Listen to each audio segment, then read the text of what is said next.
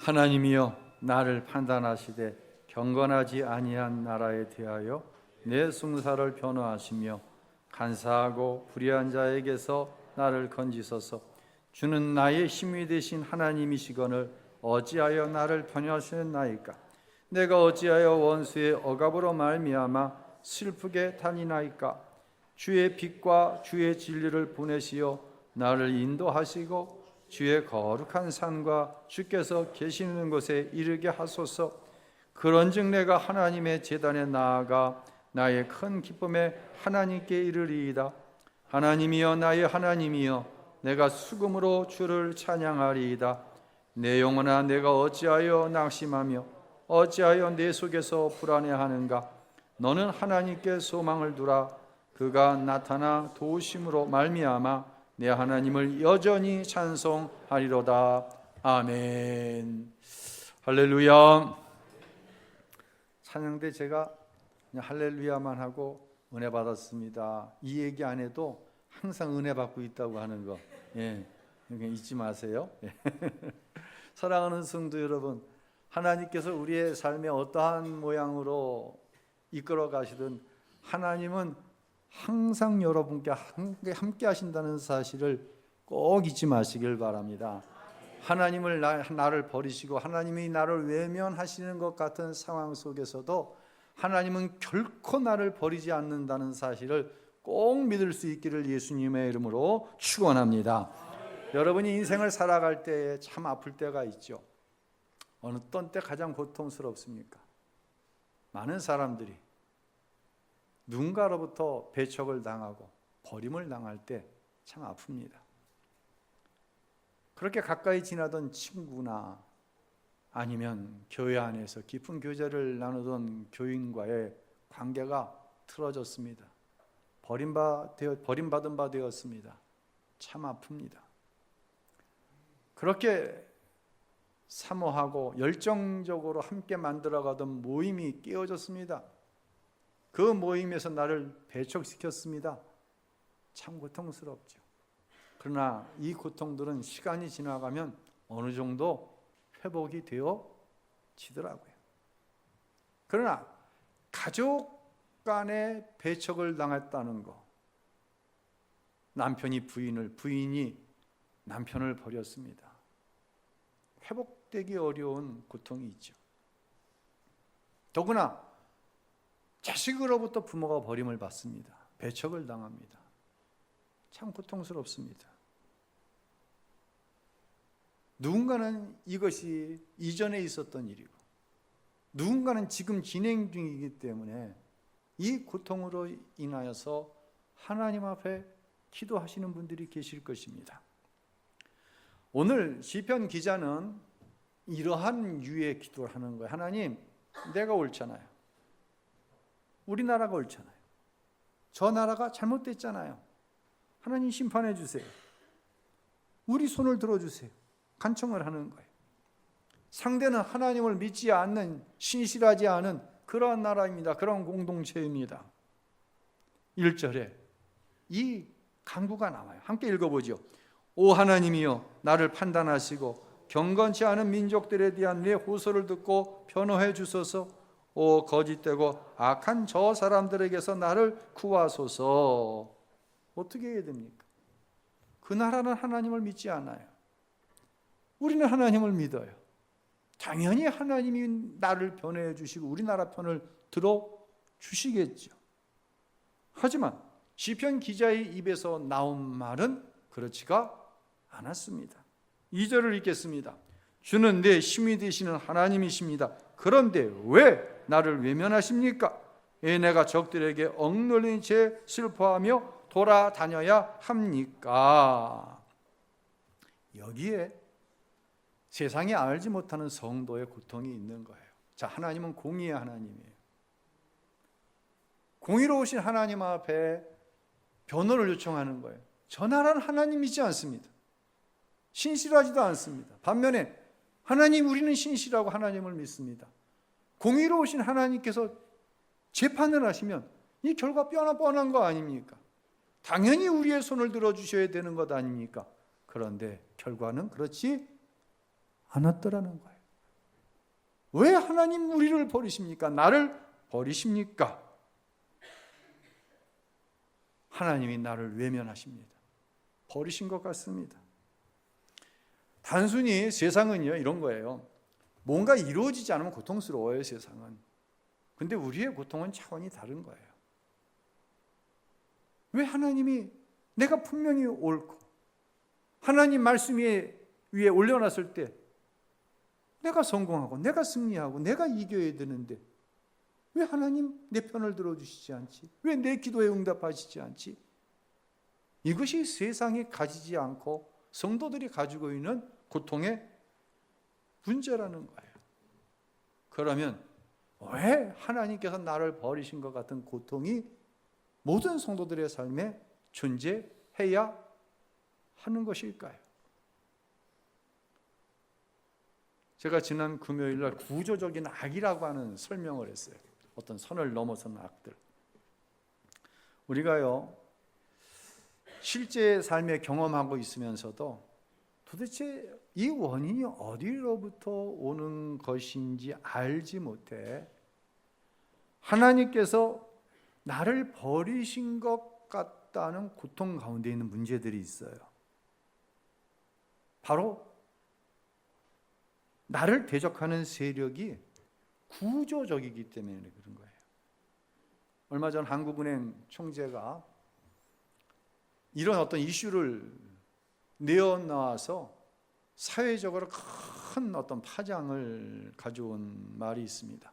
지난달 27일 발표한 입시 경쟁 과열로 인한 사회 문제에 대한 보고. 사실 이것은 한국은행 총재가 할 말은 아니거든요. 그 내용에 보면 상위권 대학 진학률이 부모의 경제력과 거주 지역에 따라 크게 좌우되는 불평등 문제가 심각한 만큼 신입생을 지역별 학생 수와 비례해 뽑는 지역별 비례 선발제가 필요하다. 여기서 지역이라고 하는 것은 강남을 얘기하는 것이죠. 대학을 성적순으로 보면 강남권에서 양질의 사교육을 받을 기회가 있는 학생들에게 유리하기 때문에 성적순이 아닌 지역별로 안배해서 흔히 이야기하는 명문대학에 입학시켜야 된다. 이런 주장을 한 거예요. 그랬더니 강남권에 있는 부모들이 그것은 역차별이다. 난리가 났었어요. 이런 말이 있습니다. 흔히 말하는 명문대학에 가는 3대 조건. 첫째, 할아버지가 부자여야 된다. 둘째, 엄마의 정보력이 있어야 된다. 셋째, 아빠가 자녀의 교육에 모른 채 해주면 무관심하면 땡큐다. 이게 그렇더라고요. 여러분, 이것이 우리 사회가 가지고 있는 구조적인 악 중에 하나인 거예요. 공정과 상식, 공정합니까? 상식이 통합니까? 이 사회가 공정하지 않고 상식이 없다고 하는 것이 우리가 갖고 있는 상식이에요. 이제 제가 가끔 제 머리를 가지고 이야기하는 거 이해해 주세요. 제 머리는 이발할 때 꽤 난이도가 높아요, 이게. 머리가 좀 듬성듬성 나이기 때문에 미용실에서 한 1년쯤 한 자매가 제 머리를 커트를 해주니까는 설명할 필요가 없어요. 알아서 잘 커트를 해줬어요. 근데 이번 8월 달에 이발을 하러 갔더니 그 자매가 이직을 한 거예요. 그래서 누구에게 커트를 하시겠습니까? 그래서 그냥 추천해 주시는 대로 하겠다고 했더니 한 30대 초반에 결혼을 했는지 안 했는지 모를 남자 청년이 제 머리 커트를 했습니다. 어떻게 커트해 드릴까요? 그래서 다듬어만 달라고. 제가 숱이 없으니까. 그러니까 이 가위를 이용해서 아주 정성껏 다듬어 주는데 제가 만족을 했어요. 그래서 또 9월 달에 커트를 하러 갔어요. 어떻게 커트해 드릴까요? 지난번에 참 만족스러웠습니다. 지난번처럼 커트해 주세요. 그랬더니 이 형제가 무슨 용기가 생겼는지 흔히 말하는 바리깡을 대더니만 윙윙 밀어대는 거예요. 다 깎고 났더니 가뜩이나 머리숱이 없는데 머리 속살이 다 보이는 거예요.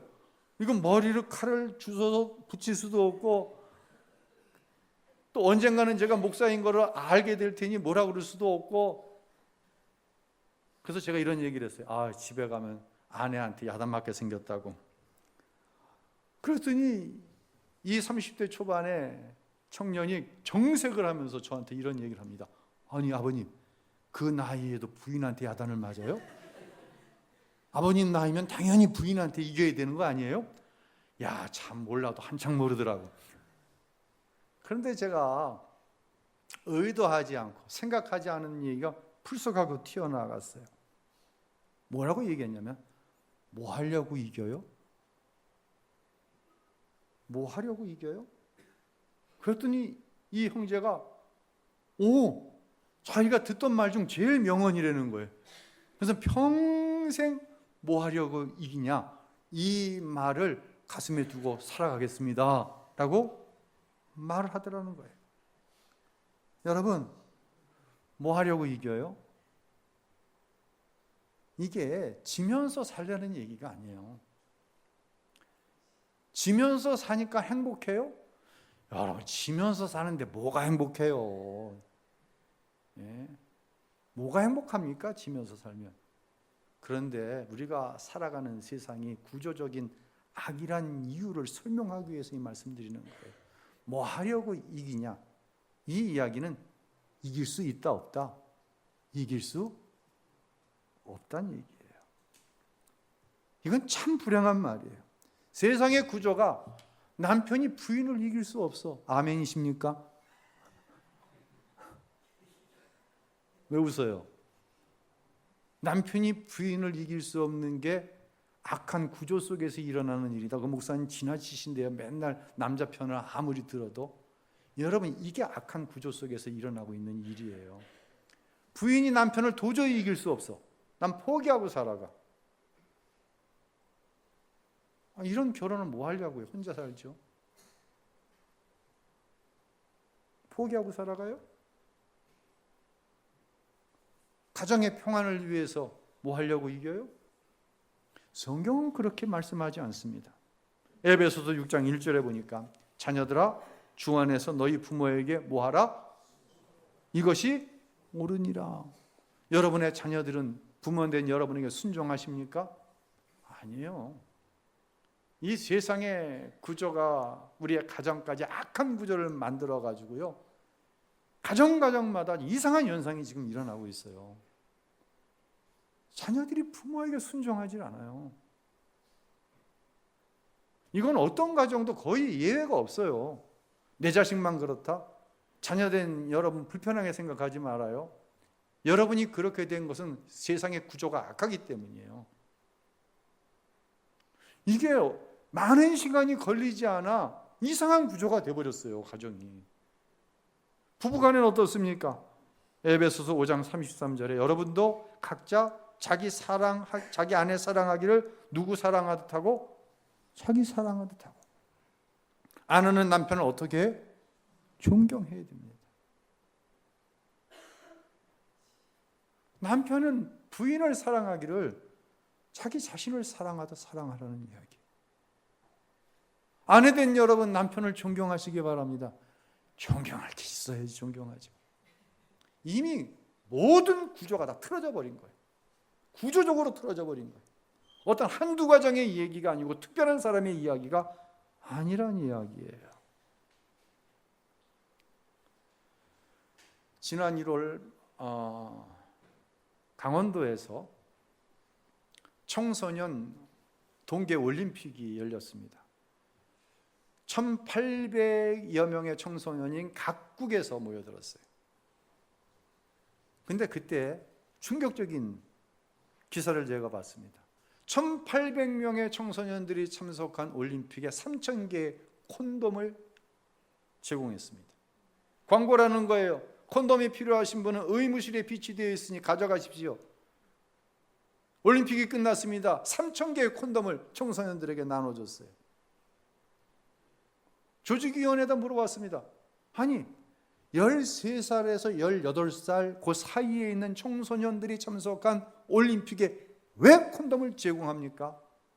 조직위원회에서 뭐라고 얘기했는지 알아요? 안전한 성생활을 위해서입니다. 여러분, 이게 이상하다고요. 아니 조직위원회가 그따위 짓을 하냐고요? 이미 우리가 살아가고 있는 대한민국, 전 세계라고 하는 이 세상의 구조가 악한 구조가 됐기 때문에 이런 일들이 일어날 수밖에 없는 거예요. 이건 이상한 일이 아니에요. 이제 이걸 가지고 자녀들하고 씨름한다? 이건 자녀들하고 씨름할 문제가 아니에요. 세상의 구조가 악해진 이 세상 가운데 우리가 지켜내야 될 것, 그것은 나의 믿음을 지켜내야 되는 거예요.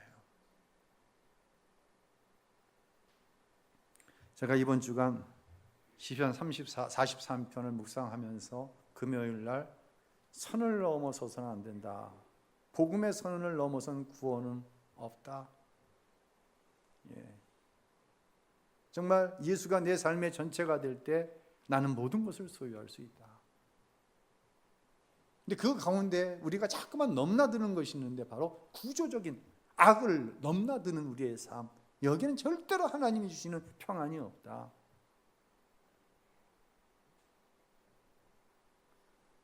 자, 4절과 5절 우리 한번 읽고 계속 말씀을 드리도록 하겠습니다.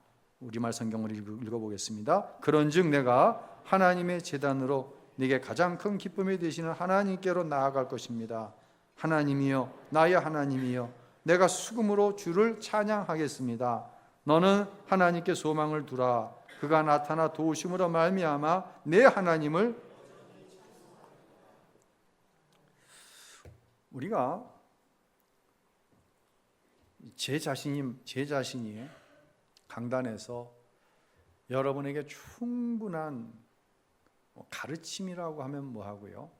성경에 나와 있는 진리를 교리적으로 정확하게 알려드리고, 또한 여러분이 이 교리를 정확하게 깨달아 알아 이것이 나의 신앙이 되게 해야 되는데 부족하다라고 하는 것을 이번 주간 제가 깨달으면서 이 말씀을 준비했습니다. 그 중에 두 가지가 있는데요. 첫째는 시편 기자는 하나님을 그냥 하나님이라고 부르지 않습니다. 뭐라고 불러요?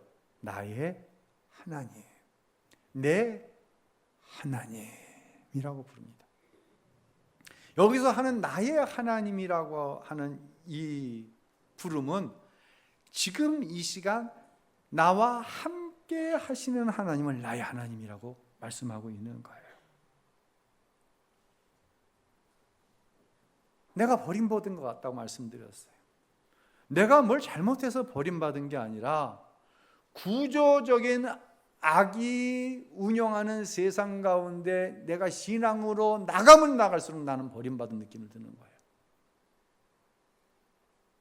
이 가운데 하나님이 나의 하나님, 나와 함께 하시는 하나님이라는 사실이 믿어지지 않으면 나는 계속해서 하나님과 나 관계에 고립된 생활합니다. 하나님 왜 나를 버리시지? 하나님 왜 나를 외면하시지? 더 심각한 건 뭐냐면 한 번도 하나님께서 나를 버리셨는지, 왜 나는 하나님께서 나를 외면하시지? 이 생각을 안 해보는 사람은 나의 하나님이라고 하는 의식 자체가 없는 거예요. 다 문제죠. 전에 제가 담임하던 교회에 젊은 여집사님이 계셨습니다. 참 교회에 헌신적인 집사님이셨어요. 시부모님을 모시고 사는데 시어머님은 권사님이세요. 시아버지는 교회를 안 다니시는데 경제권을 시아버지가 완전히 갖고 있어.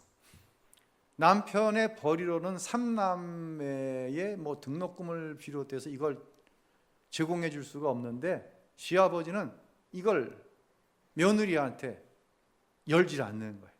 그러니까 처음에 이제 장사를 시작했는데 자본이 없으니까 조그만 트럭을 구입해서 반찬을 만들어 가지고 반찬 장사를 했어요. 그런데 기름값도 안 나오는 거예요. 그런데도 이 집사님은 항상 말하는 게 긍정적이에요. 얼굴에서 미소가 떠나질 않아. 예수를 안 믿는 가족들에게도 항상 칭찬을 받고, 마을에서도 칭찬을 받고, 교회에서도 칭찬을 받는 거예요. 도대체 뭐가? 무엇이 저 집사님에게 그렇게 긍정적인 에너지를 공급하는 것일까? 전도 폭발 훈련 받으신 분들도 여러분 가운데 있을 수 있을 겁니다. 집사님이 이제 교회에서 몇 명을 선택을 해서 전도 폭발 훈련을 받으십시오. 이제 얘기를 해서 그 집사님 전도 폭발 훈련을 받는 과정에 복음을 제시하는 그런 과정이 있어요. 영접 기도까지 시켜야 되는 거예요. 집사님이 이제 대상을 물색을 하는데 가족에게 복음을 전했으면 좋겠는데 가족에게 복음을 전할 수가 없는 거예요. 이 상황이 무슨 상황인지 이해가 되시죠? 여보, 내가 당신에게 복음을 쓸데없는 소리 하고 있어요. 이게 안 되는 거예요. 그러니까 마음이 아프지만 물색하다가 같은 기관에 있는 집사님에게 집사님, 제가 전도 폭발해서 이런 임상 훈련 결과를 보고를 해야 되는데 숙제인데 내가 집사님께 복음을 전할 테니까 집사님은 예수 안 믿는 척하면서 이 복음을 좀 들어주세요. 그러니까 그렇게 하겠다고 복음을 전하기 시작했습니다. 그런데 복음을 듣던 이 집사님이 갑자기 울기 시작하는 거예요. 이유가 교회를 다니면서도 기쁨도 없고 평안함도 없었다는 거예요. 그냥 인생이 답답하기만 한 거예요. 그래서 가까운 사람을 만나 대화를 하다 보면은요, 자기만 하나님이 버리신 것 같고 자기는 도저히 하나님이 함께 하신다고 하는 증거가 삶 속에 아무것도 없다고 생각되는 거예요. 그래서 교인들 가운데 누군가가 얘기를 하면서 슬쩍 의도하지 않았던 의도했던 자존심을 건들면요, 그것이 빵 폭발이 돼가지고 막 그냥 거의 물어뜯는 거예요. 그래서 이 집사님은 그걸로 유명한 거예요, 교회 안에서.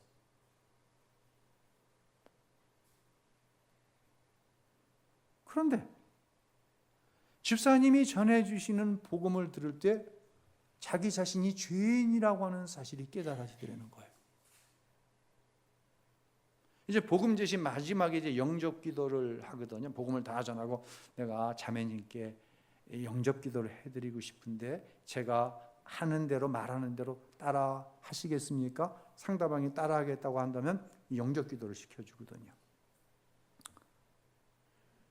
이 영접 기도를 따라 하는데 답답하던 가슴이 시원해지더라는 거예요. 그렇게 오랫동안 예수를 믿으면서도 예수님이 실제로 자기와 함께 한다는 사실을 한 번도 믿어본 적이 없는데, 하나님이 함께 하시는 줄로 믿으시기 바랍니다, 아멘은 했지만 실제적으로 자기의 삶에 하나님이 함께 하신다고 하는 증거를 한 번도 가져본 적이 없는데 주님이 자기 안에 계시다는 사실이 확신되어지니까, 믿어지니까 이게 완전히 세상이 달리 보이더라는 거예요. 이렇게 복음을 전해받은 집사님도 난생 처음 특별한 은혜를 경험했는데, 복음을 제시하던 집사님도 복음의 능력이 있구나, 사실이 믿어지니까 자존감이 올라가더라는 거예요. 하나님이 나와 함께 하시는데, 왜 하나님이 함께 하신다는 사실을 보았거든. 하나님이 나와 함께 하시는데. 그런 경험을 자신이 한 이후에 교회를 섬기고 담임 목사님의 목회를 섬기고, 이게 완전히 달라졌다는 거예요. 그 젊은 여집사님의 고백이에요. 그 여집사님은 제가 이제 목회를 하면서 교회에서 첫 번째 안수 집사로 세웠어요. 여자 집사님은. 남편이 예수 안 믿는데, 예수는 믿는지 안 믿는지 잘 모르구나. 1년에 무슨 때만 되면 한 서너 번 교회에 나오긴 나왔어요. 아마 제가 계속 목회를 했다고 한다면 그 집사님을 장로로 세웠을 거예요. 지금은 세무 관련의 전문인이 되어서 아주 힘있게 교회를 섬기고 있어요. 사랑하는 성도 여러분, 임마누엘, 지금 나와 함께 하시는 예수님을 믿을 때만 공중 권세를 잡고 우리가 살아가는 세상을 악의 구조 속에서 운영해 나아가는 이 마귀의 권세로부터 승리할 수 있는 줄로 믿으시기를 바랍니다. 이 구조적인 악은요, 이기려고 하지 마세요. 뭐 하려고 이겨? 이길 수가 없어요. 이것은요, 나와 함께 하시는 하나님을 믿을 때 이길 수 없는 상대인데 우리는 그 안에서 승리의 삶을 살게 되는 줄로 깨달으시기를 바랍니다. 저는 이번 부흥회를 통해서 여러분이 하나님을 말씀 가운데, 또한 강사 목사님이 삶을 통하여서 지금까지의 사역을 통해서 성도들과의 관계 안에서 그 간증으로 하나님이 살아계셔서 나와 함께 하신다고 하는 분명한 확신을 가질 수 있었으면 좋겠어요. 또 한 가지 제가 부족하다 느꼈던 것은 뭐냐면 이런 질문이에요. 하나님이 나를 버리실까? 혹시 하나님이 나를 버리신 것 아닌가? 하나님이 나를 왜 외면하시지? 하나님이 사람을 버리신 적 있나요? 답을 말씀드리면 있어요. 어디에서? 에덴에서. 누가? 아담이 무엇을? 죄를 범했을 때 낙원에서 쫓겨남을 당했어요.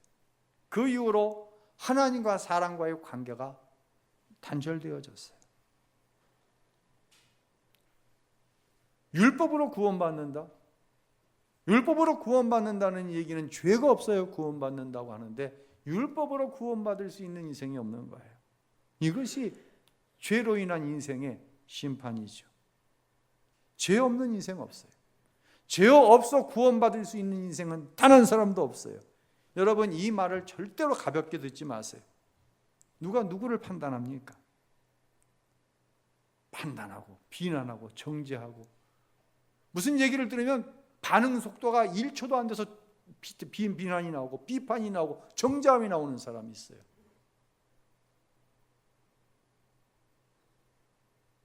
악의 구조에, 구조적인 악에 매여 있는 거예요. 그것이 내 상처가 되었던, 현재의 어떤 고통스러운 상황이 되었던 그 구조적인 악에 매여 있기 때문에 반응이 비난, 반응이 정죄, 반응이 비판이 되는 거예요. 그 사람을 여러분이 얼마나 아세요? 도대체 얼마나 압니까? 10년, 20년, 30년을 살아갔습니다. 부부로. 다 아는 것 같아요? 몰라요. 왜 모를까요? 자기 중심적으로 10년, 20년, 30년 살아왔기 때문에 아직도 내 아내에 대해서, 남편에 대해서 모르는 거예요. 누구 중심이니까? 철저하게 자기 중심, 이기적이니까. 거기서 아내를 보고 남편을 보는데 뭘 이해하고, 뭘 격려하고, 뭘 수용해? 뭐 하려고 이기려고 그래? 여러분, 얼마나 비참해요. 그런데 악의 구조 가운데 우리 가정을 지배하는 대표적인 악이 바로 이 모습이라고 하는 거예요.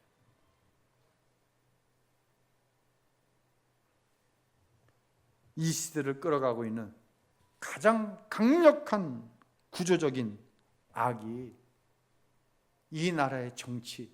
여러분, 정치를 보세요. 뉴스를 보면은요, 이 채널 뉴스하고 이 채널 뉴스를 보면 이건 다른 나라에서 방송한 서로 다른 나라 뉴스 같아요. 경제가 그렇고 문화가 그렇고 교육이 그렇고 종교 말할 것도 없어요. 갈라디아서 6장 3절 4절 하나님 이렇게 말씀하십니다. 읽겠습니다. 만일 누가 아무것도 아니면서 무엇이라도 된 것처럼 생각한다면 그는 자기를 속이는 것입니다. 각 사람은 자기의 행위를 돌아보십시오. 그러면 자랑할 것이 자기 자신에게는 있어도 남에게까지 할 것은 없을 것입니다. 하나님은 한순간도 우리를 잊으신 적이 없어요. 아니, 하나님이 아담을 버리셨다면요? 아니에요. 정확하게 이야기하면 하나님이 아담을 버린 게 아니라 아담과 하와가 하나님을 버린 거예요.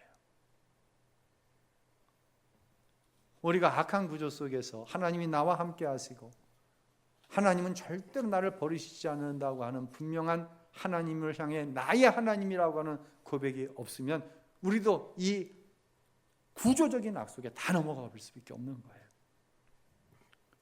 누군가 이 죄의 문제를 값을 대신 치르고 나를 구원해 내셔야 합니다.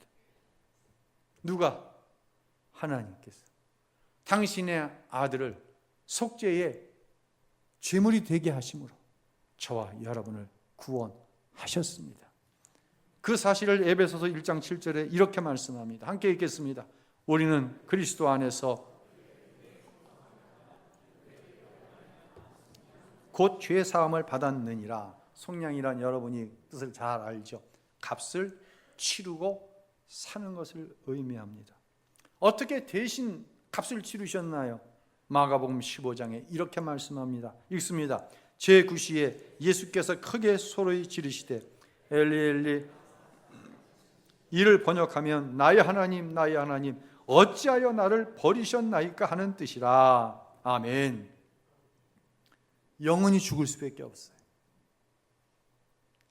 하나님께 버림을 받은 거예요.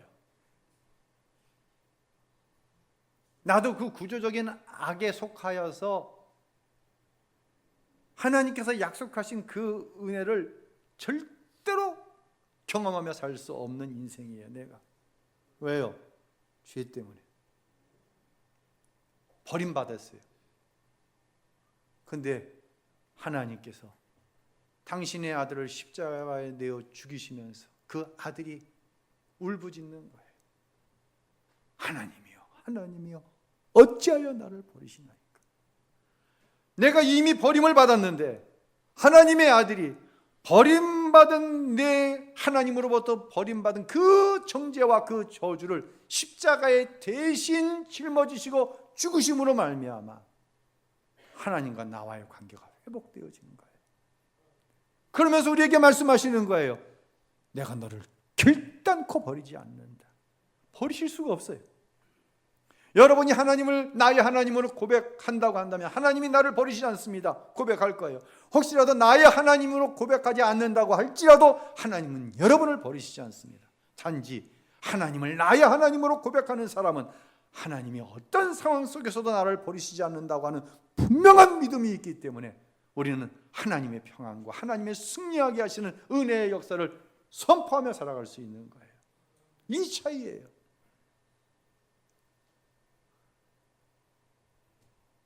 이제 시편 기자는 하나님, 왜 내 기도를 받으시지 않고 외면하십니까? 왜 이 구조적인 악 속에 나를 내팽개 두시고 나를 외면하십니까? 3절까지 이렇게 하나님 앞에 탄원하면서 기도했는데 이제 그 마음을 돌려 5절에 이렇게 고백하는 거예요. 함께 읽어볼까요? 내 영혼아, 내가 어찌하여 낙심하며 어찌하여 내 속에서 불안해하는가? 너는 하나님께 소망을 두라. 그가 나타나 도우심으로 말미암아 내 하나님을 여전히 찬송하리로다. 아멘. 여전히 찬송하리로다. 뭐가 상황이 바뀐 게 아니에요. 원하는 대로 된 게 아니에요. 지난주에 드렸던 결론과 같아요. 상황은 마찬가지예요. 근데 하나님이 나와 함께 하세요. 하나님은 결코 나를 버리시지 않는 거예요. 이 사실이 다시 한번 믿어지고 확신되어지니까 상황은 그대로인데 내가 여전히 하나님을 찬송하며 살 것입니다 라고 고백하는 거예요. 이것이 바로 성도의 승리인 거예요. 구조적인 악, 여러분, 제 경험으로도 여러분의 경험으로도 이 구조적인 악을 우리가 바꿀 수는 없어요.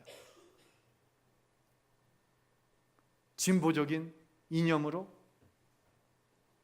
보수적인 이념으로 못 바꿔요. 절대로 바꿀 수 없어요. 내가 부르짖는 정의로 못 바꿔요.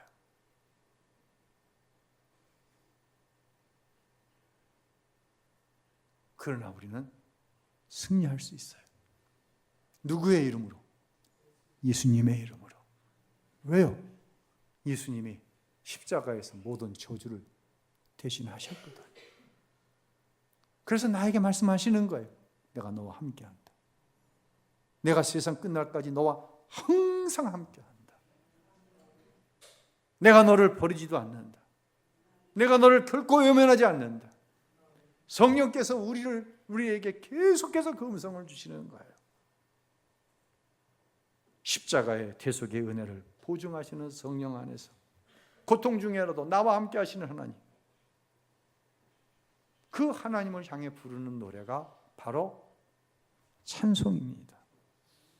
하나님은 지금도 여러분과 함께 하시는 줄로 믿습니다. 하나님은 결코 우리를 외면하지 아니하시고 우리를 버리지 아니하시는 줄로 믿으시기를 바랍니다. 우리가 비록 이 구조적인 악 속에서 신음하며 고통 가운데 살아가지만 우리는 승리할 수 있습니다. 예수의 이름으로 승리할 수 있습니다.